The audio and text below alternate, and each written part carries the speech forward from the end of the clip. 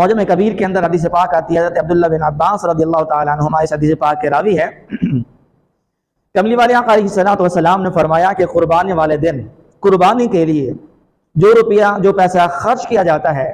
وہ پیسہ رب تعالیٰ کو بہت زیادہ محبوب اور پسند ہے۔ تو جہاں پر قربانی کے فضائل و برکات ہیں، وہیں پر قربانی نہ کرنے کی وعید بھی فرمائی گئی ہے کہ جسے رب تعالیٰ نے وسعت عطا فرمائی ہو، وہ صاحب نصاب ہو اور اس کے باوجود قربانی نہ کرے، تو کملی والے آقا علیہ الصلوۃ والسلام نے اس کے لیے کیا وعید فرمائی ہے، اس کی کیا مذمت فرمائی ہے۔ آقا علیہ الصلوۃ والسلام فرماتے ہیں،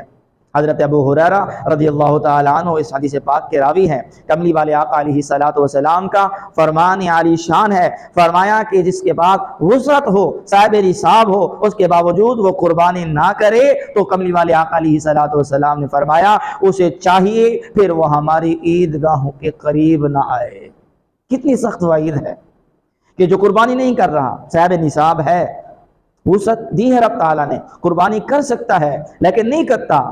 تو وہ ہماری عیدگاہ کے بھی قریب نہ آئے۔